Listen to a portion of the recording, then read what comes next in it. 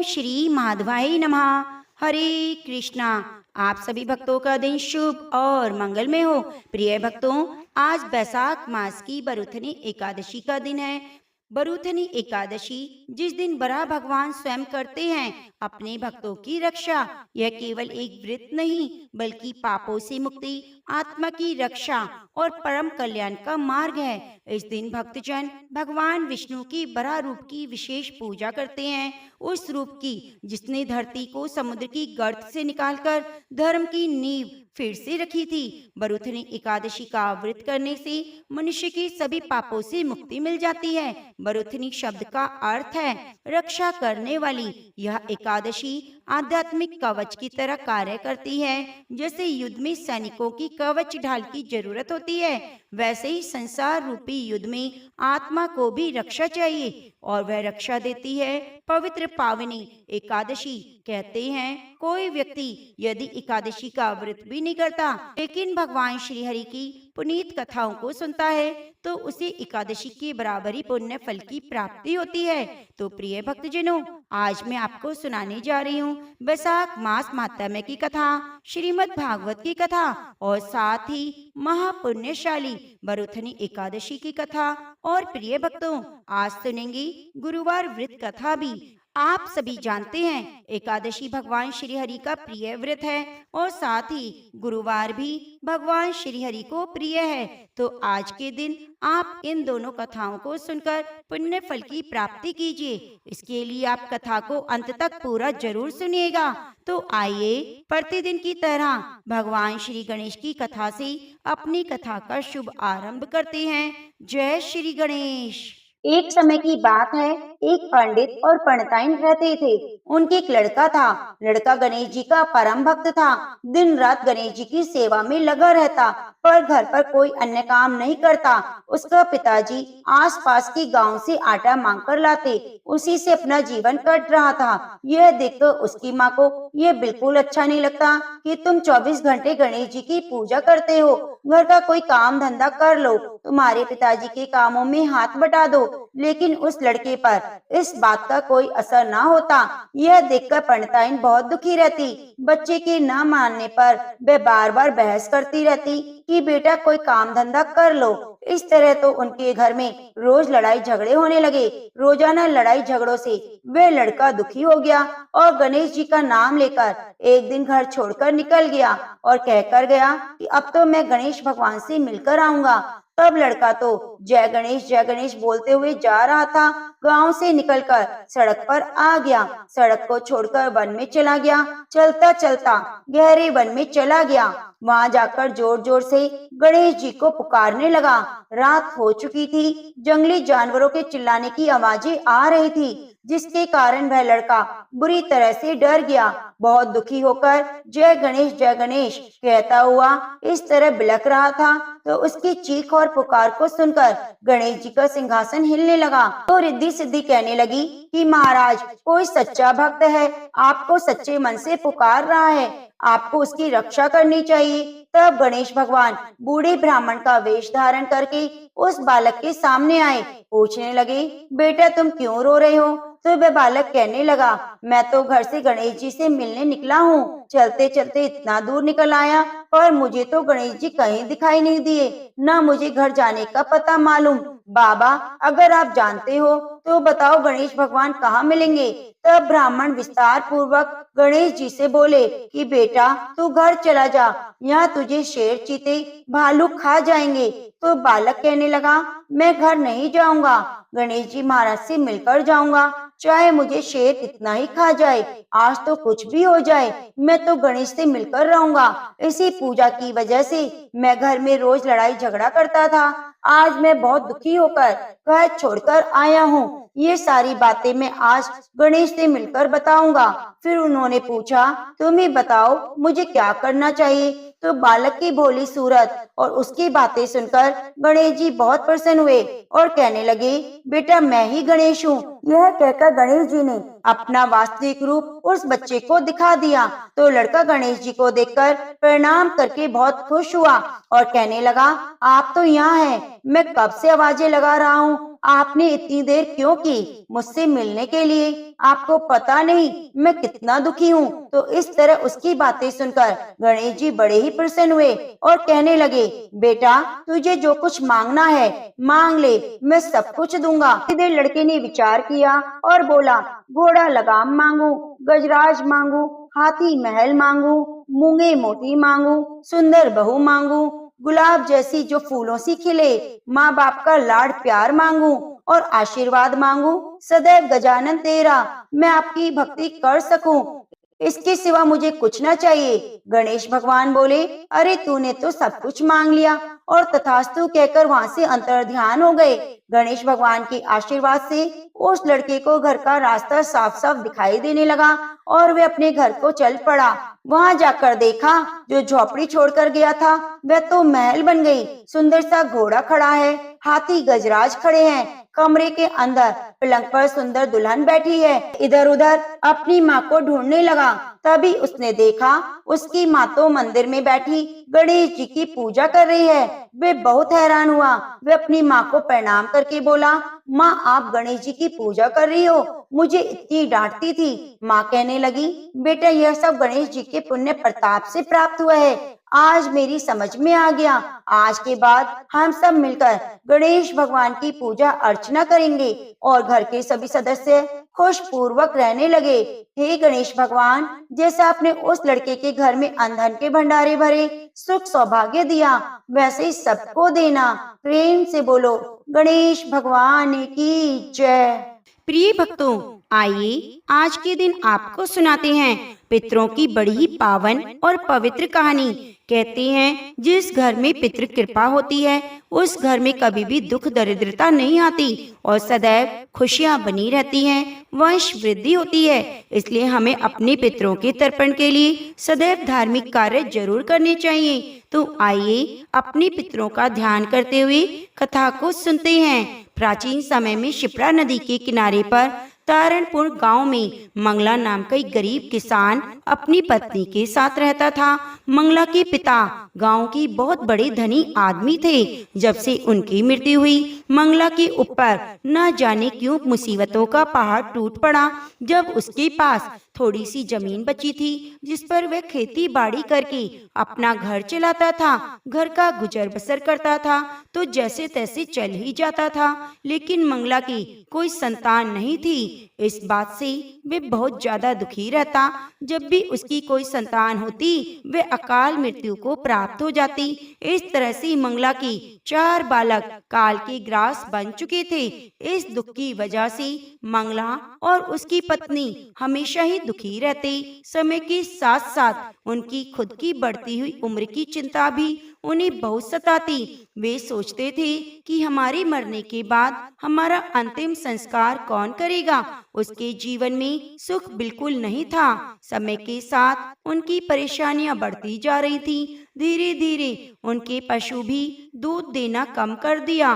कुछ पशु तो घर से भाग गए। खेत की फसल भी सूखती जा रही थी। वे दोनों पति पत्नी हमेशा सोचते रहते, क्यों हमारे ऊपर इतनी ज्यादा परेशानियां आ रही हैं, क्यों जीवन में इतने दुख हैं। एक समय मंगला ने देखा उनके खेत के पास लगा हुआ पीपल का वृक्ष भी सूख रहा है। वे बड़े हैरान हुए कि आखिर ऐसा क्यों हो रहा है। बारिश भी अच्छी खासी हो रही है, फिर भी पीपल का वृक्ष क्यों सूख रहा है। प्रिय भक्तों, जीवन में जब परेशानी आती है तभी इंसान आगे पीछे का सोचता है, वरना बाकी समय तो यूं ही कलयुग में फंसा हुआ अपने समय को व्यर्थ करता है। अब मंगला भी सोच रहा था कि अब क्या करे, ऐसा क्यों हो रहा है, इन परेशानियों से छुटकारा कैसे पाया जाए। पहले ही जीवन में बच्चा ना होने की वजह से मंगला और उसकी पत्नी बहुत दुखी थे। बच्चों का मरना, फसलों का कम होना, पीपल का सूखना उन्हें दुखी और परेशान कर रहा था। वे अपने दुख और संकटों से कैसे बचें, कैसे बाहर निकलें, बस यही सोच विचार कर रहे थे। एक दिन वे दोनों पति पत्नी इसी सोच में डूबे हुए उसी पीपल वृक्ष के नीचे बैठे रो रहे थे। तभी उनके द्वार पर किसी महात्मा ने भिक्षा के लिए आवाज लगाई। मंगला की पत्नी ने महात्मा जी की आवाज सुनी और घर की तरफ गई। महात्मा जी को प्रणाम किया उन्हें भिक्षा दी। महात्मा जी ने उन्हें आशीर्वाद दिया कि तुम्हारा कल्याण हो। यह आशीर्वाद सुनते ही मंगला की पत्नी ने महात्मा के चरण पकड़ लिए और अपने जीवन के सभी कष्टों को महात्मा जी को बता दिया। तब मंगला भी वहाँ आ गया था। महात्मा जी बोले, बेटा तुम बैसाख मास के पवित्र महीने में भिक्षा देकर मुझे एक संत को संतुष्ट किया है। तुम्हारे खुद के जीवन में बहुत कष्ट है, फिर भी तुमने बड़ा दिल रखते हुए तुम्हारे पास कुछ भी है वह मुझे दिया। बैसाख महीने में की गई तुम्हारी संत सेवा व्यर्थ नहीं जाएगी। अब तुम किसी भी प्रकार की चिंता मत करो। तुम्हारे खेत में लगा यह पीपल का वृक्ष ही तुम्हारे दुखों का नाश करेगा। मैं तुम्हें जो बताता हूँ उसे ध्यान पूर्वक सुनो। रोज नियम से पीपल वृक्ष में थोड़ा सा कच्चा दूध और तिल मिलाकर इस पीपल वृक्ष को सींचना। साथ ही प्रतिदिन संध्या के समय वृक्ष के नीचे तेल का दिया जलाना। लेकिन यह दोनों काम रविवार के दिन मत करना। बाकी के 6 दिन नियम से सुबह शाम पीपल की पूजा करना। साथ ही रोज सूर्य नारायण भगवान को जल अर्पित करना। अमावस्या पर ब्राह्मण को भोजन कराना। अपने पितरों का तर्पण करना। बस यही काम नियम से करो, भगवान भला करेंगे। ऐसा कहकर महात्मा जी वहाँ से चले गए। अब मंगला और उसकी पत्नी नियम से पीपल की दोनों समय पूजा करने लगी। सुबह दूध और जल से सींचते, शाम को तेल का दीपक जलाते, सूर्य को जल अर्पित करते, हर अमावस्या को पितरों का तर्पण करते, ब्राह्मणों को भोजन कराते। धीरे धीरे उनके जीवन के संकट कम होने लगे। फसलें भी लहलाने लगी। पशुओं ने भी खूब दूध देना शुरू कर दिया। जो पशु घर से भाग गए थे वह भी लौट आए। खेत में लगा पीपल का वृक्ष भी हरा भरा हो गया। प्रिय भक्तों, 1 साल के अंदर ही मंगला के घर में नन्ही किलकारी भी गूंज उठी। उन्हें पुत्र रतन की प्राप्ति हुई। उनके जीवन के सभी संकट दूर हो गए। अब वे खुशी खुशी अपने पुत्र के साथ रहने लगी। घर की दरिद्रता भी खत्म हो गई। कुछ समय के बाद मंगला को यही महात्मा मिले। फिर मंगला ने उन्हें आदर पूर्वक अपने घर लेकर आए और मंगला की पत्नी और बेटे ने महात्मा जी के चरण स्पर्श किए। मंगला बोला, हे महाराज, आपके आशीर्वाद से ही हमें संतान सुख मिला। जीवन के सभी दुखों का नाश हुआ। फिर महात्मा जी बोले, हे बेटा, तुमने बैसाख के पवित्र महीने में एक संत को प्रसन्न किया, उसका फल तो तुम्हें मिलना ही था। ये मेरे साथ तुम्हारे पितरों का आशीर्वाद है, जिसकी वजह से जीवन में खुशहाली आई है। तुम्हारे ऊपर पितृ पूर्वजों का दोष था। पितृ दोष होने पर घर में संतान नहीं होती, सर पर कर्जा चढ़ने लगता है, लक्ष्मी घर से चली जाती है, दरिद्रता का वास होता है, अकाल मृत्यु का भय होता है, घर में नकारात्मक ऊर्जा बनी रहती है, मन कभी खुश नहीं होता। इसलिए सदैव अपने पितृ पूर्वजों को खुश रखने और उनकी शांति के लिए पीपल देव की पूजा अवश्य करनी चाहिए। प्रत्येक मनुष्य को पितरों की शांति के लिए पीपल में जल अर्पित करना चाहिए। इससे पितृ प्रसन्न होते हैं और घर में खुशहाली आती है, लक्ष्मी माता का आशीर्वाद मिलता है। हे पीपल देवता, जैसे आपने मंगला के जीवन में आए कष्ट काटे, उसी तरह से इस कहानी को कहने सुनने वाले, हुंकारा भरने वाले सभी भक्तों के जीवन को कष्टों से दूर रखना, उनके घर में सुख शांति के भंडारे भरना, जीवन में सदैव खुशहाली बनी रहे, इसी कामना के साथ हम आपसे प्रार्थना करते हैं। तो प्रेम से बोलिए, पीपल देव की जय, लक्ष्मी नारायण भगवान की जय। अब आइए सुनते हैं बैसाख मास महात्म्य का 12वां अध्याय। आपने 11वें अध्याय में सुना कि किस प्रकार यमराज बैसाख मास महात्म्य के पुण्य के प्रभाव से अपने आप को खिन्न महसूस कर रहा था, क्योंकि सभी लोग मोक्ष को प्राप्त हो रहे थे, कोई भी नरक में नहीं जा रहा था। अब आइए सुनते हैं आगे की कथा। यदि आपने पिछला अध्याय नहीं सुना तो जरूर सुनिए कि 11वां अध्याय बहुत ही रोचक और ज्ञानवर्धक है। यम ने कहा, हे प्रभु, हे कमलासन, हे ब्राह्मण, मैं अति दीन होकर आपकी शरण में आया हूँ। मेरी प्रतिष्ठा पूर्णतः लोप हो रही है। जब प्राणी की पद प्रतिष्ठा ही नष्ट हो जाए तो उसे जीने से क्या लाभ। जो अपने स्वामी के द्वारा नियुक्त कार्य को नहीं कर पाता उसे धुन की योनि प्राप्त होती है। जो बिना काम के खाता रहता है इस स्त्रियों की योनि में रहकर उसे 300 वर्ष तक नरक भोगना पड़ता है। जो निष्प्रह होकर अपने स्वामी का कार्य पूरा नहीं कर पाता वे कोई की योनि पाता है। जो अपने कार्य में तत्पर रहकर भी स्वामी के कार्य को बिगाड़ देता है वे चूहे की योनि को पाकर 300 वर्ष तक नरक भोगता है। जो समर्थ होने पर भी कार्य नहीं करता उसे बिल्ली की योनि प्राप्त होती है। हे प्रभु, मैं आपकी आज्ञा के अनुसार प्रजा की धर्म का साधन बनता हूँ और उनके कर्मों के अनुसार पाप और पुण्य की व्याख्या करता हूँ। धर्म और शास्त्र को जानने वाले ऋषि और मुनिजनों द्वारा बताए गए मार्ग का अनुकरण करता हुआ सबको फल देता हूँ। हे स्वामी, अब मैं आपके द्वारा नियुक्त पद पर कार्य करने में पूरी तरह असमर्थ हो रहा हूँ। राजा कीर्तिमान ने पृथ्वी से आपके द्वारा स्थापित नियमों को उखाड़ फेंका है। इस राजा के भय से पृथ्वी पर बसने वाले सभी प्राणी बैसाख मास के पवित्र धर्म कार्यों को विधि पूर्वक पालन कर रहे हैं। प्रजाजनों ने समस्त पितृेश्वरों का पूजन, अग्नि यज्ञ, तीर्थ आदि समस्त शुभ कार्य, सांख्य योग, प्राणायाम आदि करना भी छोड़ दिया है। होम और स्वाध्याय भी छोड़ दिए हैं। नाना प्रकार के पाप करने पर भी उनके वंश के माता पिता और उनके ससुर तक के वंशधर 26 पीढ़ियों तक के जीव सभी पापों से मुक्त होकर दिव्य देह को धारण कर विष्णु लोक को चले जाते हैं। हे प्रभु, जब मेरे पास आने को कोई जीव शेष ही नहीं है तो मैं अपने इस पद पर रहकर क्या करूँगा। इस कारण मैं आपके द्वारा दिए गए इस दंड और पद को आपके चरणों में रखकर स्वयं इस पद से सेवा मुक्त होने को बाध्य हूँ। हे देव, जो गति प्राणों को अनेक तीर्थों में स्नान करने, दान व्रत धर्म करने, उत्तम धर्म आचरण करने, प्रभास में पतन होने, युद्ध क्षेत्र में वीर गति पाने, काशी में देह त्यागने और उत्तम यज्ञ आदि करने से प्राप्त होती है, वही मेष की संक्रांति में प्रातः काल स्नान करके भगवान की पूजा, कथा श्रवण और बैसाख मातम श्रवण कर विधि पूर्वक व्रत आदि करने से प्राप्त हो जाती है। बैसाख मास का सेवन करने वाला सभी पापों से मुक्त होकर दिव्य देह धारण कर भगवान विष्णु के लोक को प्राप्त करता है। राजा कीर्तिमान की आज्ञा के अनुसार उसकी समस्त प्रजा पापों से मुक्त होकर भगवान विष्णु के दिव्य लोक को प्राप्त कर रही है। अतः यह राजा मेरा सबसे बड़ा शत्रु है, साथ ही आपका भी शत्रु है।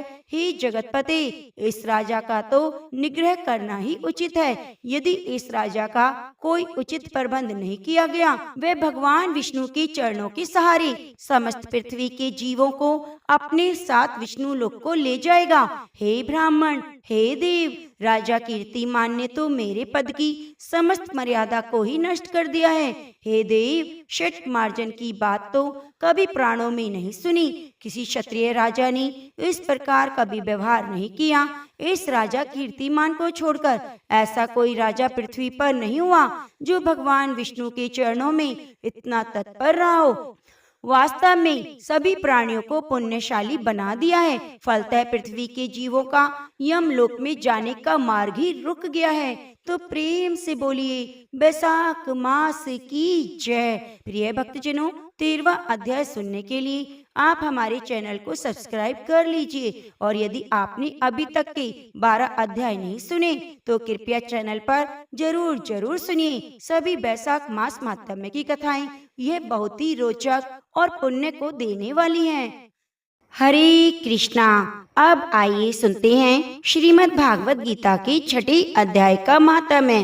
प्रिय भक्तों, यदि आपने अभी तक 5 अध्याय नहीं सुने तो कृपया चैनल पर जरूर सुनिए, जिससे आपको संपूर्ण भागवत गीता सुनने का पुण्य फल प्राप्त हो सके। तो आइए भगवान लक्ष्मी नारायण के चरणों का ध्यान करते हुए कथा को सुनते हैं। श्री भगवान बोले, हे सुमेखे, अब मैं छठे अध्याय का महात्म्य बतलाता हूँ, जिसे सुनने वाले मनुष्यों के लिए मुक्ति करतल गत हो जाती है। गोदावरी नदी के तट पर पैठन नामक एक विशाल नगर है, जहाँ मैं पिपलेश के नाम से विख्यात होकर रहता हूँ। उस नगर में जांश्रुति नामक एक राजा रहते थे, जो भूमंडल की प्रजा को अत्यंत प्रिय थे। उनका प्रताप मार्तंड मंडल के प्रचंड तेज के समान जान पड़ता था। प्रतिदिन होने वाले उनके यज्ञ के धुएं से नंदनवन के वृक्ष भी इस प्रकार काले पड़ गए, मानो राजा की असाधारण दानशीलता देखकर वे लज्जित हो गए हों। उनके यज्ञ में प्राप्त प्रोडाक्ष के रसास्वादन में सदा आसक्त होने के कारण देवता लोग भी कभी प्रतिष्ठानपुर को छोड़कर बाहर नहीं जाते। उनकी दान के समय छोड़े हुए जल की धारा प्रताप रूपी तेज और यज्ञ के धूमों से पुष्ट होकर मेघ ठीक समय पर वर्षा करते। उस राजा के शासन काल में खेतों में होने वाले 6 प्रकार के उपद्रवों के लिए कहीं भी थोड़ा स्थान नहीं मिलता। अच्छी नीतियों का सर्वत्र प्रसार होता था। वे बावली कुएं और पोखरे खुदवाने के बहाने मानो प्रतिदिन पृथ्वी के भीतर की निधियों का अवलोकन करते। एक समय राजा के दान, ताप, याग और प्रजा पालन से संतुष्ट होकर स्वर्ग के देवता उन्हें वर देने के लिए आए। वे कमलनाल के समान उज्जवल हंसों का रूप धारण कर अपनी पाखें हिलाते हुए आकाश मार्ग से चलने लगे। बड़ी उतावली के साथ उड़ते हुए वे सभी हंस परस्पर बातचीत भी करते जाते थे। उनमें से भद्राक्ष आदि 2-3 हंस बेग से उड़कर आगे निकल गए। तब पीछे वाले हंसों ने आगे जाने वालों को संबोधित करते हुए कहा, अरे भाई भद्राक्ष, तुम लोग बेग से चलकर आगे क्यों हो गए हो? यह मार्ग बड़ा ही दुर्गम है, इसमें हम सबको साथ मिलकर चलना चाहिए। क्या तुम्हें दिखाई नहीं देता? यह सामने ही पुण्य मूर्ति महाराज जांश्रुति का तेज पुंज अत्यंत स्पष्ट रूप से प्रकाशमान हो रहा है। पीछे वाले हंसों के ये वचन सुनकर आगे वाले हंस हंस पड़े और उच्च स्वर से उनकी बातों की अवहेलना करते हुए बोले, अरे भाई, क्या इस राजा जांश्रुति का तेज ब्रह्मवादी महात्मा रैक के तेज से भी अधिक है? हंसों की ये बातें सुनकर राजा जांश्रुति अपने ऊंचे महल की छत से उतर गए और सुखपूर्वक आसन पर विराजमान हो अपने सारथी को बुलाकर बोले, महात्मा रैक को यहाँ ले आओ। राजा का यह अमृत के समान वचन सुनकर मैं नामक सारथी प्रसन्नता पूर्वक प्रकट करता हुआ नगर से बाहर निकला। सबसे पहले उसने मुक्तिदायिनी काशीपुरी की यात्रा की, जहाँ जगत के स्वामी भगवान विश्वनाथ मनुष्यों को उपदेश दिया करते थे। उसके बाद वह गया क्षेत्र में पहुंचा, जहाँ पर फुल नेत्रों वाले भगवान गदाधर संपूर्ण लोगों का उद्धार करने के लिए निवास करते हैं। तदंतर नाना तीर्थों में भ्रमण करता हुआ सारथी पाप नाशिनी मथुरापुरी में गया। यह भगवान श्री कृष्ण आदि का स्थान है, जो परम महान और मोक्ष प्रदान करने वाला है। वेद और शास्त्रों में वह तीर्थ त्रिभुवनपति भगवान गोविंद के अवतार स्थान के नाम से प्रसिद्ध है। नाना देवता ब्रह्म ऋषि उनका सेवन करते हैं। मथुरा नगर कालिंदी के किनारे शोभा पाता है। उसकी आकृति अर्धचंद्र के समान प्रतीत होती है। यह सब तीर्थों के निवास से परिपूर्ण है। परम आनंद प्रदान करने के कारण सुंदर प्रतीत होता है।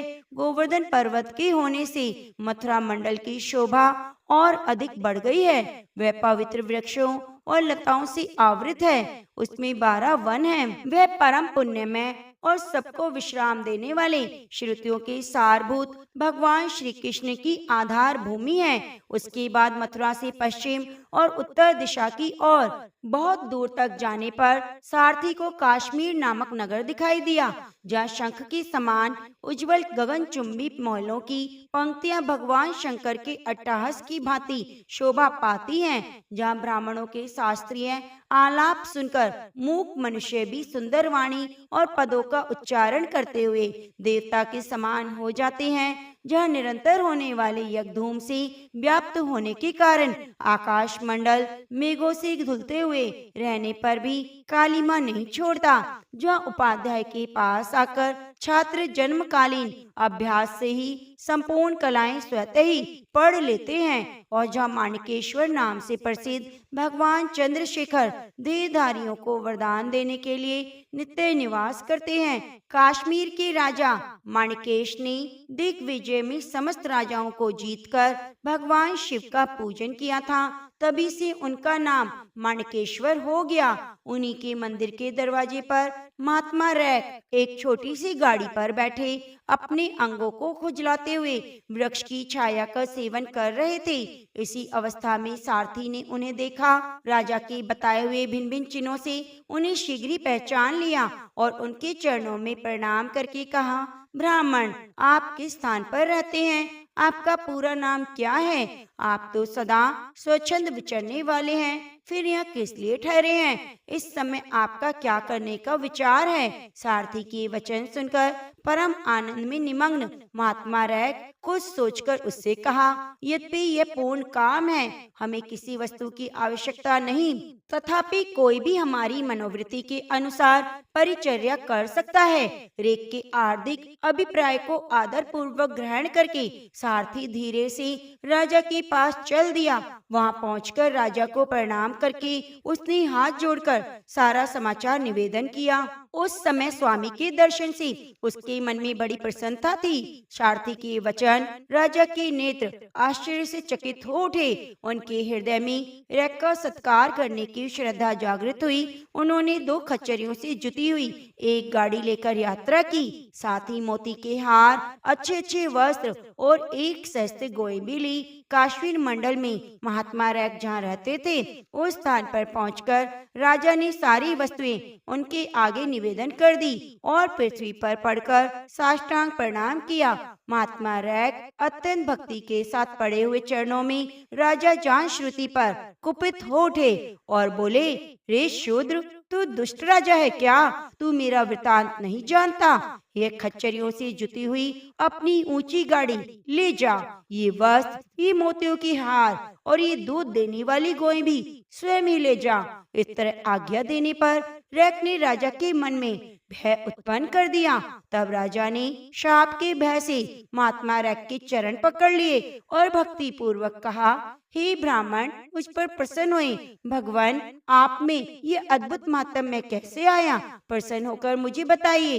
रैक ने कहा, राजन, मैं प्रतिदिन गीता के 6ठे अध्याय का जप करता हूँ। इसी से मेरी तेजो राशि देवताओं के लिए दुस्साह है। उसके उपरांत परम बुद्धिमान राजा जान श्रुति ने यत्न पूर्वक महात्मा रैक से गीता के 6ठे अध्याय का अभ्यास किया। इससे उन्हें मोक्ष की प्राप्ति हुई। इधर रैक भी भगवान माणिकेश्वर के समीप मोक्षदायक गीता के 6ठे अध्याय का जाप करते हुए सुख से रहने लगा। हंस का रूप धारण करके वरदान देने के लिए आए हुए देवता भी विस्मित होकर स्वेच्छा अनुसार चले गए। जो मनुष्य सदा इस एक ही अध्याय का जप करता है वह भी भगवान विष्णु के स्वरूप को प्राप्त करता है, इसमें तनिक भी संदेह नहीं। तो प्रेम से बोलिए श्रीमद् भागवत गीता की जय। रैक महात्मा की जय। प्रिय भक्तों, कल के अध्याय में आप सुनेंगे श्रीमद् भागवत गीता का 6ठा अध्याय। भगवान की चरण कमलों का ध्यान करते हुए इस कथा का रसपान करते हैं। प्रिय भक्तों, अमरीश इक्ष्वाकु वंशीय परम वीर राजा थे। वे भागीरथ के प्रपौत्र, वसवंत मनु के पुत्र और नाभा के पुत्र थे। राजा अमरीश संपूर्ण पृथ्वी के राजा थे। उनकी सुख समृद्धि और ऐश्वर्य की कोई तुलना नहीं कर सकता था, लेकिन फिर भी राजा अमरीश को अपने ऐश्वर्य का कोई घमंड या अभिमान नहीं था। तो भगवान श्री हरि विष्णु के परम भक्त और सर्वोच्च कोटि के राजा थे। उनके लिए उनकी संपत्ति का सागर स्वप्न के समान था। इस भौतिक जीवन की नश्वरता से भली भांति परिचित अमरीश महाराजा सदैव परम भगवान की भक्ति में लीन रहते। राजा अमरीश ने अपने मन को भगवान श्री कृष्ण की चरण चिंतन में, वाणी को उनके गुणगान में, हाथों को श्री हरि के मंदिर को झाड़ने बुहारने में, कानों को अच्युत की पवित्र चरित्र सुनने में, नेत्रों को भगवान मूर्ति के दर्शन में और अंगों को भगवत सेवकों के स्पर्श में, नासिका को भगवान की चरणों पर चढ़ी हुई तुलसी की गंध लेने में और जीवा को भगवत प्रसाद का रस लेने में, पैरों को श्री नारायण के पवित्र स्थानों में जाने में और मस्तक को ऋषिकेश के चरणों की वंदना में लगा रखा था। और दूसरे संसारी लोगों की भांति वे विषय भोगों में लिप्त नहीं रहते थे। उनके सम्मान ही उनकी प्रजा भी थी। उनकी प्रजा भी अधिकतर समय भगवान के पवित्र नामों का कीर्तन सेवा में लगाए रखती। एक समय महाराजा अम्बरीश ने अपनी पत्नी के साथ परम भगवान श्री कृष्ण को प्रसन्न करने के लिए वर्ष की सभी एकादशियों का पालन करने का संकल्प लिया। और वर्ष के अंत में जब अंतिम एकादशी का पारण करने का दिन आया तो महाराजा अम्बरीश ने धूमधाम से इस उत्सव को मनाया। उन्होंने परम भगवान और ब्राह्मणों की पूजा की, उन्हें प्रसाद वितरित किया और गोदान किया। सभी नियमों को पूर्ण करके अब अम्बरीश महाराज अपने व्रत का पालन करने ही जा रहे थे। तो उसी समय दुर्वासा मुनि उनके शिष्यों के साथ वहां पधारे। राजा ने बड़े ही प्रेम और आदर सत्कार से उनका स्वागत किया, उनसे भोजन करने की प्रार्थना की और दुर्वासा ऋषि ने भी राजा की प्रार्थना को स्वीकार कर लिया। भोजन करने से पहले वे यमुना तट पर स्नान करने के लिए चले गए, लेकिन राजा अम्बरीश को निर्धारित समय पर अपने एकादशी व्रत का पारण करना था, क्योंकि जैसा कि हम सभी जानते हैं एकादशी का पारण हमेशा शुभ मुहूर्त में निर्धारित समय के अंतर्गत करना होता है। और राजा अम्बरीश अभी दुर्वासा मुनि की प्रतीक्षा कर रहे थे, लेकिन काफी समय बीत गया और दुर्वासा मुनि अभी तक नहीं आए। अब पारण का समय भी निकला जा रहा था, सिर्फ एक घड़ी शेष रह गई थी। अब ऐसी स्थिति में राजा अम्बरीश के सामने बड़ा ही धर्म संकट खड़ा हो गया। अगर वह इस घड़ी में पारण नहीं करते तो उनका संपूर्ण वर्ष की एकादशी का व्रत टूट जाएगा, और अगर वह पारण कर लेते हैं तो दुर्वासा मुनि को बुरा लगेगा कि राजा ने की प्रतीक्षा किए बिना ही पारण कर लिया। तो ऐसी स्थिति में राजा अम्बरीश ने वहां उपस्थित ब्राह्मणों से पूछा, हे विद्वान ब्राह्मणों, ऐसी विकट स्थिति में मेरा क्या कर्तव्य है? कृपया आप सब शास्त्रों द्वारा प्रमाणित कोई उपाय बताएं। राजा की स्थिति को देखते हुए ब्राह्मणों ने कहा, हे राजन, इस स्थिति में शास्त्रों का कथन है कि आपने सभी एकादशियों का पालन संपूर्ण निर्जल रहकर किया है, इसलिए अगर आप भगवान की चरणामत का स्वीकार कर लेते हैं तो इस जल से आपका पारण हो जाएगा और इस प्रकार आप दुर्वासा ऋषि को भी संतुष्ट रख पाएंगे। प्रिय भक्तजनों, यह सुनकर राजा ने वही किया जो ब्राह्मणों ने कहा। राजा ने भगवान की चरणामत की सिर्फ एक बूंद स्वीकार की और अपने व्रत का पारण कर लिया। अब वे दुर्वासा मुनि की आने की प्रतीक्षा करने लगे। प्रिय भक्तों, इधर स्नान करके दुर्वासा मुनि को समाधि में ही इस बात का पता चल गया कि अम्बरीश महाराज ने जल ग्रहण कर लिया है। इस बात से दुर्वासा ऋषि को अत्यंत क्रोध आया। उन्होंने सोचा, एक तुच्छ क्षत्रिय राजा ने मेरा अपमान किया है, मुझे भोजन के लिए आमंत्रित करके स्वयं मुझसे पहले उसने जल ग्रहण किया, उसकी उद्दंडता की सजा उसे अवश्य मिलनी चाहिए। ये सोचकर दुर्वासा मुनि ने क्रोध में अपने बालों की एक लट खींचकर निकाली और देखते ही देखते उस लट ने एक विशालकाय अग्नि राक्षसा कृत्या का रूप धारण कर लिया। यह एक ऐसा अग्नि दैत्य था जो संपूर्ण पृथ्वी को अपनी लपटों में समा सकता था। दुर्वासा ऋषि ने उस कृत्या को आदेश देते हुए कहा कि इसी क्षण जाओ और अभिमानी राजा अम्बरीश को जलाकर भस्म कर दो। बस फिर क्या था, अब आज्ञा पाते ही कृत्या राजा अम्बरीश के सामने पहुंच गई। राजा अम्बरीश भी समझ गए कि क्या हुआ है, लेकिन वे भगवान के शुद्ध भक्त थे। कृत्या को देखकर वे थोड़े से भी विचलित नहीं हुए। उन्होंने उसे दुर्वासा मुनि का आशीर्वाद समझकर स्वीकार कर लिया और हाथ जोड़कर उसके सामने खड़े रह गए। लेकिन हे प्रिय भक्तों, जो भगवान के भक्त होते हैं उनकी ऐसी स्थिति में भगवान भला मौन कैसे रह सकते हैं। भगवान श्री हरि विष्णु अपने भक्तों का अपमान कभी भी सहन नहीं कर सकते। वे भृगु ऋषि की लात अपने वक्षस्थल पर सहन कर सकते हैं, लेकिन अपने भक्तों के प्रति किया गया अपराध कभी भी क्षमा नहीं करते। एक क्षण में ही सुदर्शन चक्र वहां पहुंच गया। सुदर्शन चक्र ने अपने तीक्ष्ण तेज और शक्ति से उस कृत्या नामक अग्नि दैत्य को जलाकर भस्म कर दिया। और इतना ही नहीं, अब वह सुदर्शन चक्र दुर्वासा ऋषि को भस्म करने के लिए उनके पीछे चला। अब दुर्वासा मुनि को यह पता चला तो वे अत्यंत लज्जित और भयभीत होकर सुदर्शन चक्र से बचने के लिए चारों दिशाओं में भागने लगे। सुदर्शन चक्र ने हर जगह उनका पीछा किया। इंद्र इत्यादि तो क्या, स्वयं ब्रह्मा जी, शिव जी ने भी उन्हें शरण नहीं दी। आखिरकार भगवान शिव ने उन्हें दयापूर्वक भगवान विष्णु के पास जाने का सुझाव दिया और भय से कांपते हुए दुर्वासा मुनि उसी क्षण भगवान नारायण के पास पहुँचे। उनसे प्रार्थना करते हुए कहने लगे, हे प्रभु, आप इस संसार के आदि और अंत हैं। आपके नाम का स्मरण करने से मनुष्य नारकीय जीवन से मुक्त हो जाता है। आपके भक्त महाराजा अम्बरीश के प्रति मैंने घोर अपराध किया है।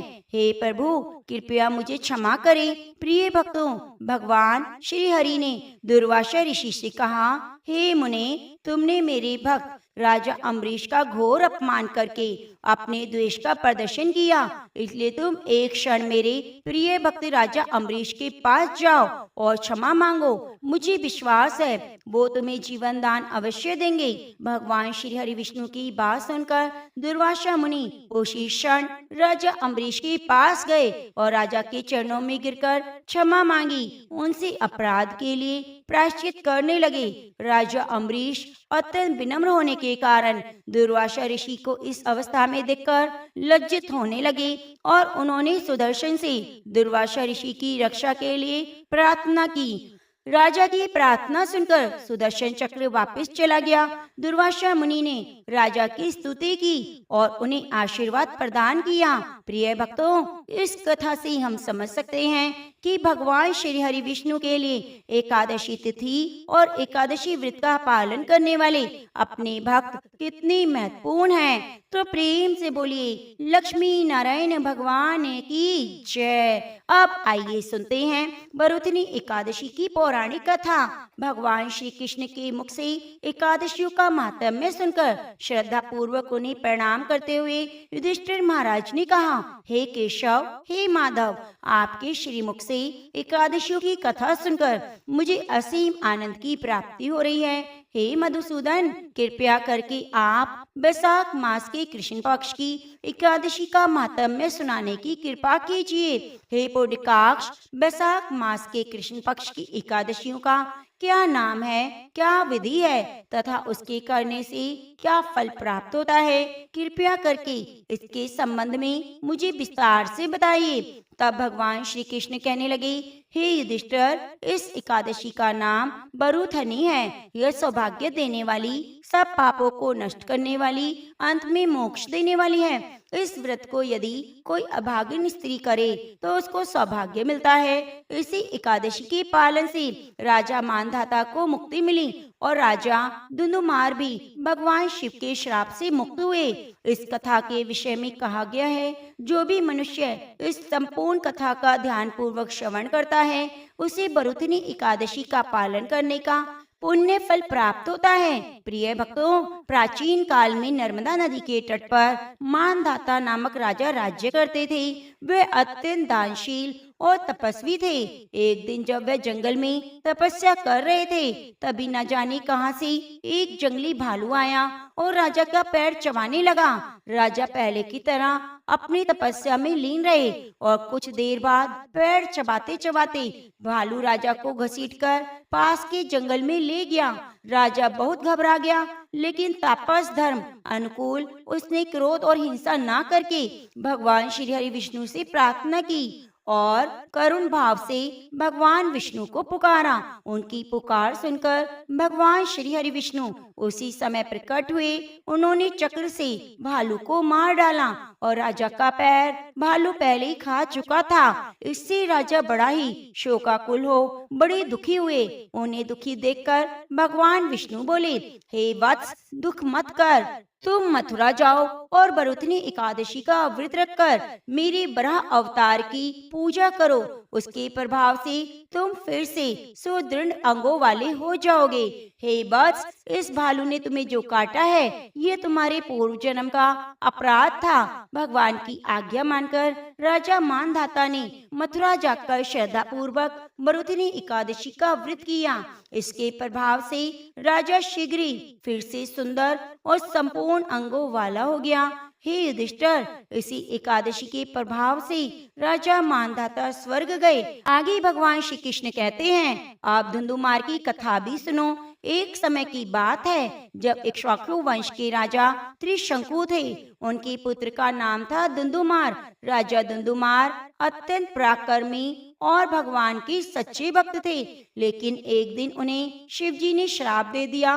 वैसे तो भगवान शिव अत्यंत दयालु और आशुतोष हैं, लेकिन राजा धुंधुमार को शिव द्वारा श्राप प्राप्त हुआ और इसी श्राप के परिणाम स्वरूप वे कुष्ठ रोग से ग्रसित हो गए। अब इतने भयंकर रोग से मुक्त होने के लिए उन्होंने अनेक उपचार और प्रयास किए, लेकिन जब स्वयं भगवान शिव ने श्राप दिया तो भला उसे कौन काट सकता था। अंततः राजा ने अपने गुरु की शरण ली और उनके गुरु ने राजा से कहा, बैसाख मास के कृष्ण पक्ष में आने वाली बरुथनी एकादशी का कठोरता पूर्वक पालन करो। इस एकादशी के पुण्य प्रभाव से इस श्राप से मुक्त हो जाओगे। राजा धुंधुमार ने अपने गुरु की आज्ञा को शिरोधार्य करते हुए बरुथनी एकादशी का पालन करने का निश्चय किया। अब बैसाख मास के कृष्ण पक्ष में बरुथनी एकादशी आई तो राजा धुंधुमार ने सभी नियमों का पालन करते हुए एकादशी व्रत का पालन किया। संपूर्ण रात्रि जागरण किया, भगवान का नाम जप किया और अगले दिन द्वादशी पर योग समय पर शास्त्रोक्त विधि के अनुसार एकादशी व्रत पालन किया। और जैसे ही राजा ने इस एकादशी का समापन किया अर्थात व्रत का पालन किया, उसी क्षण राजा शिव के श्राप से मुक्त हो गए।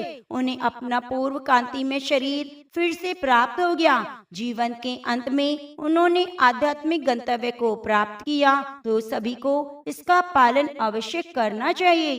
तो प्रेम से बोलिए लक्ष्मी नारायण भगवान की जय।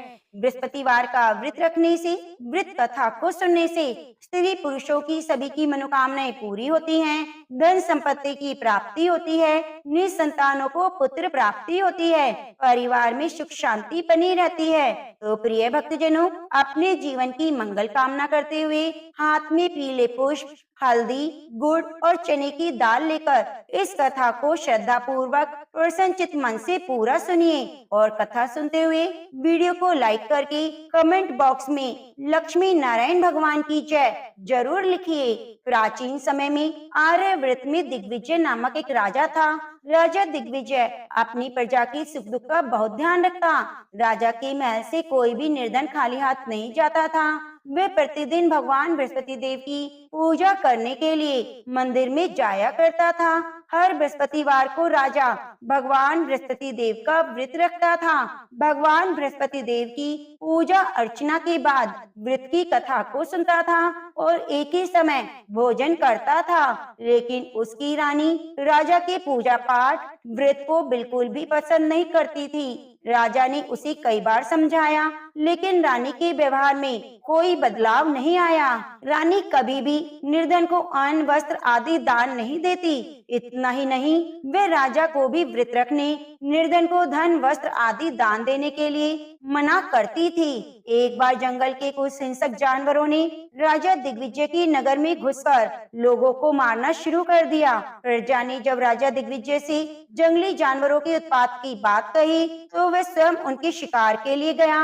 राजा दिग्विजय शिकार पर गया हुआ था। रानी महल में प्रसन्नता पूर्वक झूला झूल रही थी। उस दिन भगवान बृहस्पति देव अपना रूप परिवर्तित करके निर्धन भिक्षुक के रूप में महल के द्वार पर पहुँचे। बृहस्पति देव ने रानी से भिक्षा मांगी तो रानी क्रोधित स्वर में बोली, हे भिक्षुक, सुबह से भिक्षा देते देते तो मैं परेशान हो गई हूँ। अभी मुझे महल के बहुत से काम करने हैं। महल के कामों से अवकाश मिले तो मैं तुम्हें कुछ भिक्षा दूं। भगवान बृहस्पति देव ने कहा, हे देवी, भिक्षा देने में भला कितना समय लगता है? तुम भिक्षा देकर भी महल के कामों को पूरा कर सकती हो। भिक्षुक के वचन सुनकर रानी ने क्रोधित होकर कहा, लोगों को दान देने के लिए तो मेरे पति ही बहुत हैं। वे हर समय भिक्षुक को अन्न, वस्त्र, धन आदि दान देते रहते हैं। उनके इस तरह दान देने से मैं तो बहुत तंग आ चुकी हूँ। इससे तो अच्छा है हमारा सारा धन ही समाप्त हो जाए ताकि प्रतिदिन दान देने के कष्ट से मुक्ति मिले। रानी की बात सुनकर भगवान बृहस्पति देव मन ही मन मुस्कुराते हुए बोले, हे रानी, भगवान तुम्हारी ये इच्छा अवश्य पूरी करेंगे। तुम इस समस्या से छुटकारा पाना चाहती हो तो बृहस्पतिवार को सुबह सूर्य उदय से पहले मत उठना। जब सूर्य की तेज धूप निकल आए तभी उठना। फिर पूरे महल को गोबर से लीपकर सिर से पांव तक स्नान करना। अपने लंबे बालों को अवश्य धोना। राजा से कहना वे बृहस्पतिवार को हजामत बनवाए। राजा को भोजन में मांस, मदिरा अवश्य देना। निरंतर 7 बृहस्पतिवार तक ऐसा करने से तुम्हें धन की मुसीबत से अवश्य मुक्ति मिल जाएगी। इतना कहकर भिक्षुक का रूप धारण किए भगवान बृहस्पति देव कुछ दूर चलकर अदृश्य हो गए। रानी अपने पति की दान देने की आदत से ऐसे ही बहुत परेशान हो चुकी थी। इसलिए कुछ सोचकर उसने परेशानी से छुटकारा पाने के लिए भिक्षुक की बताई बातों का पालन करने का निश्चय किया। राजा ने रानी को ऐसा ना करने के लिए कहा, लेकिन रानी अपनी जिद पर अड़ी रही। उसने राजा को धमकी दी, यदि तुमने मेरी कथा अनुसार काम नहीं किया तो मैं महल छोड़कर चली जाऊंगी। रानी की इस बात से राजा बहुत डर गया, क्योंकि रानी के महल छोड़ देने से पूरे राज्य में उसकी बदनामी हो सकती थी। विवश हो राजा को रानी की बात स्वीकार करनी पड़ी। 3 बृहस्पतिवार के बाद उसे कुछ करने की जरूरत ही नहीं पड़ी, क्योंकि तीसरे बृहस्पतिवार को ही सारा धन समाप्त हो गया था। राजा का अन्न भंडार खाली हो गया था। दूसरों को अन्न, वस्त्र दान देने वाला राजा खुद अन्न के अभाव में भूखा मरने लगा। उस समय राजा ने अपनी रानी से कहा, रानी, अब मैं इस नगर में नहीं रह सकता। यहाँ तो हम किसी से भिक्षा भी नहीं मांग सकते, इससे हम अपमानित होंगे। मैं अब परदेश जा रहा हूँ, वहाँ कोई काम धंधा करूँगा, शायद हमारे भाग्य बदल जाएं। यह कहकर रानी को महल में छोड़कर राजा धन कमाने के लिए परदेश चला गया। परदेश में उसने जंगल से लकड़ी काट कर लाने और नगर में बेचने का काम शुरू कर दिया। इधर रानी को कई कई दिन खाने को कुछ नहीं मिलता था। अतः रानी अपने अच्छे दिनों की याद करके आंसू बहाती रहती। एक दिन रानी ने भूख से परेशान होकर अपनी दासी से कहा, दासी, समीप के नगर में मेरी एक बहन रहती है, वे बहुत धनवान है। तो उसके पास जाकर 5 सेर अनाज ले आ। उस अनाज से कुछ दिन तो पेट भरेगा, उसके बाद कहीं मेहनत मजदूरी करके काम चलाएंगे। रानी की बात सुनकर दासी चल पड़ी। जब दासी रानी की बहन के पास पहुंची तो वह भगवान बृहस्पति देव की पूजा अर्चना कर रही थी। दासी ने 5 सेर अनाज मांगा, लेकिन पूजा में व्यस्त बहन ने उसकी बात पर ध्यान नहीं दिया। दासी कुछ देर वहां बैठकर खाली हाथ महल में लौट आई। उसने रानी से आकर कहा, हे रानी, तुम्हारी बहन तो बहुत अभिमानी है। अधिक धन होने के कारण वह किसी की सुनती भी नहीं। मेरी बात का भी उसने कोई उत्तर नहीं दिया, बस पूजा पाठ करती रही। आखिर मुझे खाली हाथ ही लौटना पड़ा। रानी ने उदास मन से कहा, दासी, जब बुरे दिन आते हैं तो कोई सहायता नहीं करता, अपने भी मुंह मोड़ लेते हैं। ये सब हमारे भाग्य का दोष है। उधर पूजा पाठ के बाद रानी की बहन ने जब दासी की ओर देखा तो वह वहां से जा चुकी थी। बहन ने सोचा, अवश्य मेरी बहन पर कोई विपत्ति आ पड़ी है, तभी तो उसने दासी को भेजकर 5 सेर अनाज मंगवाया है। यह सोचकर वह एक घोड़ा गाड़ी पर सवार हो रानी से मिलने चल पड़ी। रानी के महल में पहुंचकर उसने कहा, बहन मुझे क्षमा करना, जब तुम्हारी दासी आई थी उस समय मैं बृहस्पति देव की पूजा कर रही थी, इसलिए पूरी व्रत कथा सुने बिना मैं उठ नहीं सकती थी। बृहस्पति देव का पूजन समाप्त करके जब मैं उठी तो तुम्हारी दासी वहां से लौट आई थी। रानी ने बहन को सारी दुख भरी कहानी सुनाकर कहा, मैंने दासी को 5 सेर अनाज लाने के लिए भेजा था। बहन ने रानी की कहानी सुनकर कहा, बहन मैं बृहस्पतिवार का व्रत रखकर भगवान बृहस्पति देव की पूजा करती हूँ। भगवान बृहस्पति देव सबका कल्याण करते हैं। तुम भी भगवान बृहस्पति देव का स्मरण करके अपने महल के किसी कक्ष में जाकर देखो, शायद कहीं अनाज रखा मिल जाए। बहन की बात सुनकर रानी ने मन में सोचा, उसकी धनवान बहन अवश्य ही उसका उपहास कर रही है। लेकिन भगवान बृहस्पति देव का नाम लेकर वह महल के एक कक्ष में गई। उस कक्ष के अंधेरे कोने में एक घड़ा रखा हुआ था। रानी ने उसमें हाथ डालकर टटोला तो सचमुच उस घड़े में अनाज भरा हुआ था।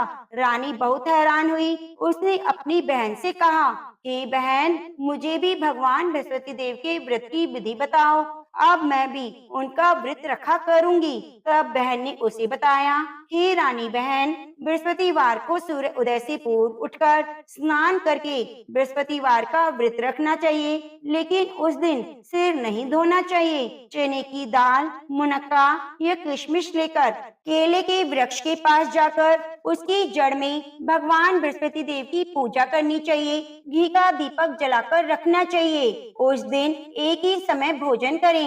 भोजन में चने का आटा, पीले खाद्य पदार्थ ही ग्रहण करें। बृहस्पतिवार का व्रत रखने से घर में धन धान्य की वृद्धि होती है, अनाज से भंडार भर जाते हैं। इस व्रत के विधिवत करने से निसंतान को संतान की प्राप्ति होती है। बहन के वचन सुनकर रानी ने तुरंत ही भगवान बृहस्पति देव का व्रत रखने का निश्चय कर लिया। 7वें दिन जब बृहस्पतिवार आया तो रानी ने बृहस्पतिवार का व्रत रखा। कहीं से मांगकर उसने चने और गुड़ का प्रबंध किया।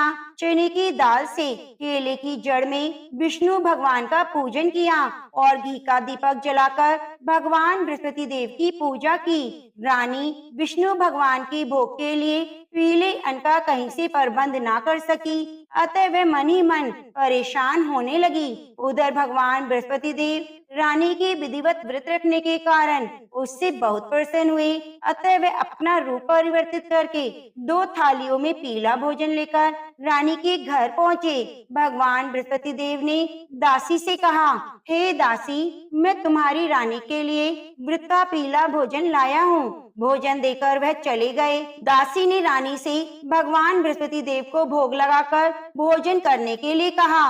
रानी को कुछ पता नहीं था। वह दासी से बोली, दासी क्यों मेरी निर्धनता पर मेरा उपहास करती हो? तब दासी ने कहा, अभी अभी कोई आदमी मुझे 2 थालियों में पीला भोजन देकर गया है। वेशभूषा से तो मुझे कोई पुजारी लगता था। रानी ने बृहस्पति भगवान को भोग लगाया, फिर बचा हुआ भोजन दासी के साथ बैठकर ग्रहण किया। रानी प्रत्येक बृहस्पतिवार को विधिवत व्रत रखकर बृहस्पति देव की पूजा करने लगी। रानी के व्रत रखने से भगवान बृहस्पति देव बहुत प्रसन्न हुए। रानी के महल में धन की वर्षा होने लगी। कुछ ही दिनों में रानी के पास काफी धन एकत्रित हो गया। उसकी अन्न के भंडार भी भर गए। इतना सब कुछ होने से रानी पुनः पहले की तरह आलसी और अभिमानी हो गई। एक दिन रानी ने किसी भिक्षुक को आलस्य के कारण खाली हाथ लौटा दिया तो दासी ने कहा, रानी जी, आप फिर पहले की तरह धन संपत्ति पाकर आलसी हो गई हो। निर्धन को अपने द्वार से खाली हाथ लौटाना अच्छा नहीं होता। भगवान बृहस्पति देव की अनुकंपा से हमें अत्यधिक धन और अन्न मिला है, इसलिए आलस्य छोड़कर हमें निर्धनों को दिल खोलकर दान देना चाहिए। दान देने से आपके परिवार का नाम होगा, और भगवान बृहस्पति देव प्रसन्न होकर आपका कल्याण करेंगे। दासी की बात सुनकर रानी ने निर्धनों को फिर से दान देना शुरू कर दिया। कई निर्धन ब्राह्मणों को धन देकर उनकी कन्याओं के विवाह में सहायता की। रानी की सब जगह प्रशंसा होने लगी। धन संपत्ति मिलने के बाद रानी को राजा की याद सताने लगी। रानी ने एक दिन दासी से कहा, दासी, पता नहीं मेरे स्वामी परदेश में किस हाल में हो गए, मुझे अब उनका पता लगाना चाहिए। रानी ने पूजा के समय भगवान बृहस्पति देव से प्रार्थना की कि उसके पति को जल्दी घर लौटने का स्मरण कराएं। उसी रात भगवान बृहस्पति देव परदेश में रह रहे राजा दिग्विजय के स्वप्न में आकर बोले, हे राजन, तुम अपने नगर को लौट जाओ, तुम्हारी रानी तुम्हें याद कर रही है। राजा सुबह उठकर लकड़ियां काटकर लाने जंगल की ओर चल पड़ा। जंगल से गुजरते हुए वह सोचने लगा कि रानी की गलती से उसे कितने दुख भोगने पड़े हैं।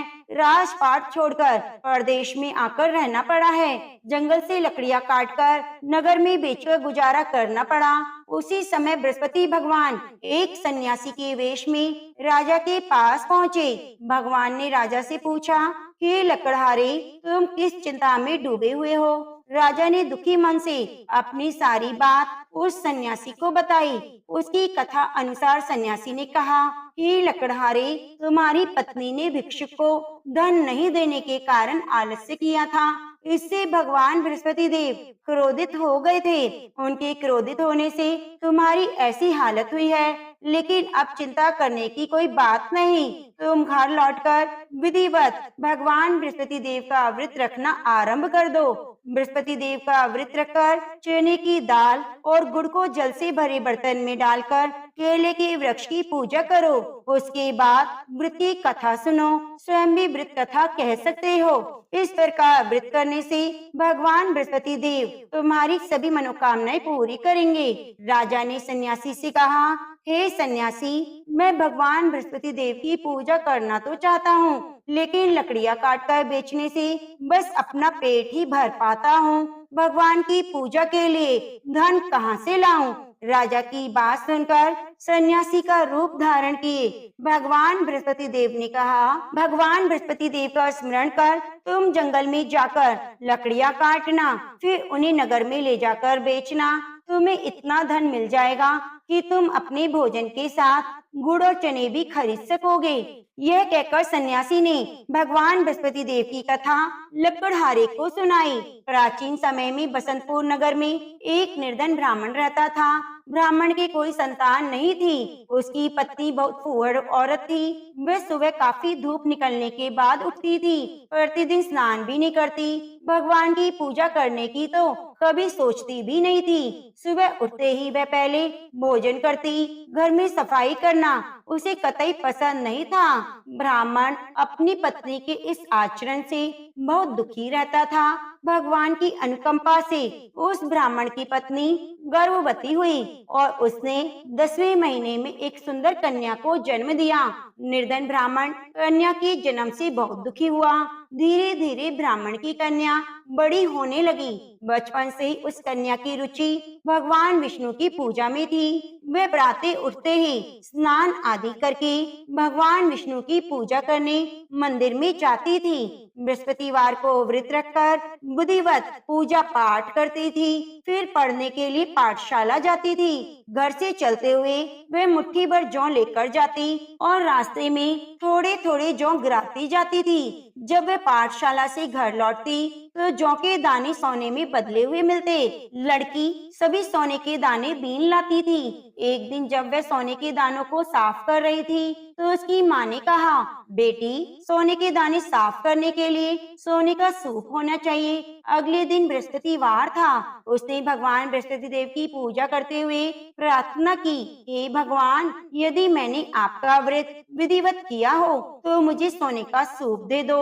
भगवान बृहस्पति देव ने उसकी मनोकामना पूरी करने का वचन दिया। पाठशाला से लौटते समय उसे रास्ते में एक सोने का सूप पड़ा हुआ मिला। घर लौटकर सोने का सूप अपनी माँ को दिखाकर वह सोने के दाने साफ करने लगी। उस सुंदर लड़की को सोने के सूप में जौ साफ करते देखकर राजकुमार उस पर मोहित हो गया। महल में लौटकर राजकुमार ने राजा से उस लड़की से विवाह करने की इच्छा प्रकट की। तो राजा ने ब्राह्मण को महल में बुलाकर राजकुमार से उसकी लड़की के विवाह की बात कही। ब्राह्मण शहर से तैयार हो गया। धूमधाम से उस लड़की का विवाह राजकुमार से हो गया। दुल्हन बनकर ब्राह्मण की लड़की महल में चली गई। लड़की के चले जाने से ब्राह्मण फिर निर्धन हो गया। उसे कई कई दिन तक भोजन नहीं मिलता था। बहुत दुखी होकर ब्राह्मण एक दिन अपनी लड़की के पास गया। अपने पिता से निर्धनता का समाचार सुनकर उसने बहुत धन देकर पिता को विदा किया। उस धन से ब्राह्मण के कुछ दिन तो आराम से गुजर गए, लेकिन जल्दी ही सारा धन समाप्त हो गया। फिर भूखों मरने की नौबत आ गई। ब्राह्मण अपनी लड़की से धन लेने के लिए महल में पहुंचा। लड़की ने पिता की बुरी हालत देखकर कहा, पिताजी, आखिर आप कब तक मुझसे धन लेकर जीवन यापन करेंगे? आप कोई ऐसा उपाय क्यों नहीं करते जिससे आपका घर भी धन संपत्ति से भर जाए? ब्राह्मण ने कहा, मैंने तेरी माँ को बहुत समझाया, पर उसकी समझ में नहीं आता। उसका फूहड़पन नष्ट हो तो घर की निर्धनता भी दूर हो जाए। तो अब कुछ सोचकर लड़की ने अपने पिता से कहा, पिताजी, आप कुछ दिनों के लिए माँ को मेरे पास छोड़ जाओ। ब्राह्मण अपनी पत्नी को लड़की के पास महल में छोड़ आया। लड़की ने अपनी माँ से कहा, माँ, तुम प्रातःकाल उठकर स्नान आदि करके भगवान विष्णु की पूजा करना। पूजा करने से तुम्हारी निर्धनता दूर हो जाएगी। लेकिन माँ ने उसकी कोई बात नहीं मानी। तब क्रोधित होकर लड़की ने अपनी माँ को एक कमरे में बंद कर दिया। सूर्य उदय के समय माँ को उठाया, जबरदस्ती स्नान कराया, फिर मंदिर ले जाकर भगवान बृहस्पति देव की पूजा कराई। कुछ दिनों तक ऐसा करने से उस लड़की की माँ की बुद्धि में परिवर्तन हुआ। वह स्वयं बृहस्पतिवार का व्रत रखने लगी। उसके व्रत रखने से ब्राह्मण के घर में भगवान विष्णु की अनुकंपा से धन की वर्षा होने लगी। दोनों पति पत्नी धन धान्य पाकर आनंद पूर्वक जीवन यापन करते हुए विष्णु धाम को चले गए। लकड़हारा बने राजा ने सन्यासी से भगवान बृहस्पति देव की यह कथा सुनकर बृहस्पतिवार का व्रत रखकर भगवान विष्णु की पूजा की। उस दिन से उसके सभी कलेश दूर हो गए। लेकिन अगले बृहस्पतिवार को काम काज की अधिकता के कारण उसने भगवान बृहस्पति देव का व्रत नहीं रखा। भगवान बृहस्पति देव इससे उस लकड़हारे बने राजा दिग्विजय पर बहुत क्रोधित हुए। उन्हें भूल की सजा दी। उस दिन नगर के राजा ने नगर में घोषणा करके सबको सूचित किया कि प्रत्येक नागरिक मेरे महल में भोजन करने आए। जो नहीं आएगा उसे भारी दंड दिया जाएगा। लकड़हारा बने राजा ने उस नगर के राजा की घोषणा तो सुनी, लेकिन जंगल से लकड़ी काट कर लाने और बेचने में देर हो जाने के कारण वह समय पर महल में भोजन करने नहीं जा सका। अतः राजा के सैनिक लकड़हारे को पकड़कर महल में ले गए। राजा ने उसे महल के एक कक्ष में बिठाकर भोजन कराया। उस कक्ष में एक खूंटी पर रानी का सोने का हार लटका हुआ था। लकड़हारा अकेला उस कक्ष में भोजन कर रहा था। तभी उसने एक आश्चर्यजनक घटना घटते देखी। देखते ही देखते खूंटी हार को निगल गई। थोड़ी देर के बाद नगर के राजा ने हार को गायब देखा तो लकड़हारे को कारावास में डलवा दिया। लकड़हारा मन ही मन अपने भाग्य को कोसने लगा। तभी उसे जंगल में मिले सन्यासी को स्मरण हो आया। थोड़ी देर में भगवान बृहस्पति देव सन्यासी के रूप में उसके सामने प्रकट हुए और कहा, हे लकड़हारे, तूने भगवान बृहस्पति देव की पूजा नहीं की, इसी कारण तुम्हें कष्ट हुआ है। लेकिन अब चिंता मत करो। बृहस्पतिवार के दिन कारागार के दरवाजे पर पैसे पड़े हुए मिलेंगे। भगवान बृहस्पति देव का व्रत रखकर उन पैसों से पूजा सामग्री मंगाकर उनकी पूजा करोगे तो तुम्हारे सभी दुख दूर हो जाएंगे। बृहस्पतिवार के दिन दरवाजे पर पड़े मिले पैसों से चने और गुड़ मंगाकर लकड़हारे ने बृहस्पतिवार की कथा सुनाई तो भगवान बृहस्पति देव ने प्रसन्न होकर उस नगर के राजा को स्वप्न में लकड़हारे को कारागार से मुक्त करने को कहा। सुबह राजा ने अपने कक्ष में जाकर देखा तो खूंटी पर रानी का हार मिल गया। राजा ने लकड़हारे को मुक्त कर दिया और बहुत सा धन और आभूषण देकर विदा किया। लकड़हारा बना राजा उस नगर से चलकर अपने नगर में पहुंचा तो नगर में कुएं, धर्मशालाएं, बाग बगीचे देखकर बहुत खुश हुआ। राजा ने एक व्यक्ति से पूछा, ये नगर में कुएं, धर्मशालाएं, बाग बगीचे किसने बनवाए? उस व्यक्ति ने राजा को बताया, ये सब रानी और दासी ने बनवाए। राजा नगर के जिस भी आदमी से इसके बारे में पूछता तो सभी रानी और दासी का नाम बताते। राजा जब महल में पहुंचा तो रानी ने बहुत स्वागत किया। तब राजा ने निश्चय किया कि सप्ताह में एक बार तो सभी बृहस्पति देव का व्रत और पूजन करते हैं, परंतु मैं प्रतिदिन व्रत किया करूंगा, दिन में 3 बार कथा कहा करूंगा। अब राजा हर समय दुशाले में चने की दाल बंधे रहता और दिन में 3 बार बृहस्पति देव की कथा कहता। कुछ दिनों के बाद राजा को अपनी बहन की याद आई। एक दिन घोड़े पर सवार होकर राजा अपनी बहन से मिलने चला। अभी राजा नगर के बाहर पहुंचा ही था कि उसने कुछ लोगों को शव ले जाते हुए देखा। राजा को याद आया कि आज उसने किसी को बृहस्पतिवार की कथा नहीं सुनाई। राजा ने उन लोगों को रोककर कहा, भाइयों, आप शव ले जाने से पहले मेरी बृहस्पतिवार की कथा सुन लो। लोगों ने राजा पर क्रोधित होते हुए कहा, तुम पागल तो नहीं हो गए? लेकिन कुछ बूढ़े लोगों ने कहा, अच्छा भाई, साथ चलते चलते तुम अपनी कथा सुना लो। राजा ने चलते हुए आधी कथा ही सुनाई थी कि शव हिलने लगा। राजा की पूरी कथा सुनते ही शव उठकर बैठ गया। लोगों ने हैरानी से दांतों तले उंगली दबाई। अगले बृहस्पतिवार से भगवान बृहस्पति देव का व्रत रखने और कथा सुनने का निश्चय कर लिया। घोड़े पर सवार राजा चलते हुए किसान के पास पहुंचा। किसान अपने खेत में हल चला रहा था। उसे देखकर राजा ने कहा, अरे भाई, पहले मुझसे बृहस्पतिवार की कथा सुन लो।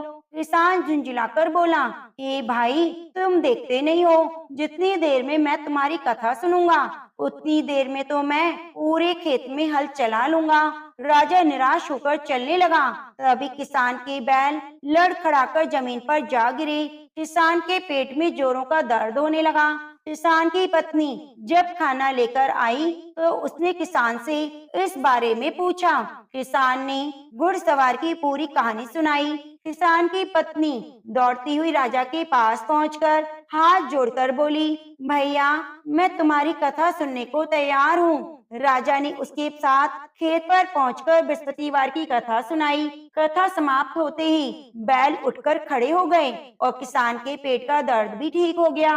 राजा बहन के घर पहुंचा। उसकी बहुत आवा भगत हुई। अगले दिन सुबह उठकर राजा ने देखा घर के सभी लोग भोजन कर रहे हैं। किसी भूखे को बृहस्पतिवार की कथा सुनाए बिना राजा भोजन नहीं करता था। उसने बहन से कहा, बहन, क्या घर में कोई ऐसा व्यक्ति है जिसने अभी तक भोजन ना किया हो? उसकी बहन बोली, भैया, हमारे घर में तो क्या, आपको पूरे नगर में कोई ऐसा व्यक्ति नहीं मिलेगा जिसने सुबह सुबह भोजन ना किया हो।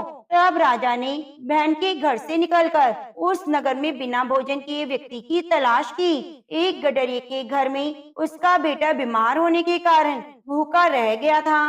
राजा ने उस बेटे को जाकर बृहस्पतिवार की कथा सुनाई। कथा सुनते ही गडरिये का बीमार बेटा ठीक हो गया। सबने राजा की बहुत प्रशंसा की। एक दिन राजा ने अपनी बहन से कहा, बहन, अब हम अपने घर को जाना चाहते हैं, तुम भी मेरे साथ चलो, कुछ दिन वहाँ रहकर लौट आना। राजा की बहन ने अपनी सास से पूछा तो सास ने ताने देते हुए कहा, बहू, मायके जाना, अकेली जाना, मेरे पोतों को लेकर नहीं जाना। तुम्हारे भाई की कोई संतान नहीं है, कहीं तुम्हारी भाभी मेरे पोतों पर कोई जादू टोना ना कर दे। दूसरे कक्ष में बहन की सास की बात सुनकर राजा बहुत दुखी हुआ और अकेला ही अपने नगर को लौट पड़ा। जब वह अपने नगर पहुंचा तो रानी ने राजा से कहा, आप तो अपनी बहन को लाने गए थे, फिर बहन को क्यों नहीं लाए? राजा ने दुखी होते हुए कहा, रानी, हम निसंतान हैं, इसलिए हमारे घर कोई आना पसंद नहीं करता।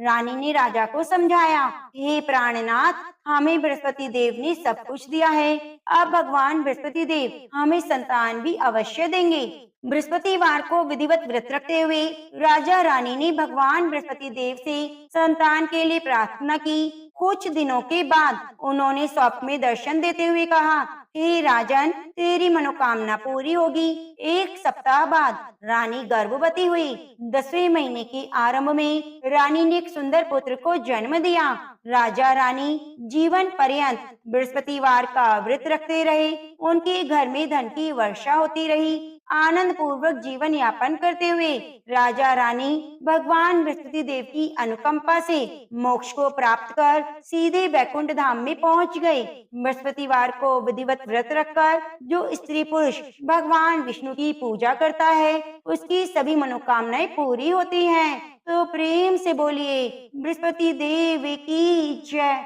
लक्ष्मी नारायण भगवान की जय। शांतिकारं भुजंग शयनम पद्मनाभं सुरेशम विश्वधारं गगन सदृशम मेघवर्णं शुभांगं लक्ष्मीकांतं कमलनयनं योगिध्याने गम्यं वंदे विष्णुं भव्यहरणं सर्वलोकैकनाथं।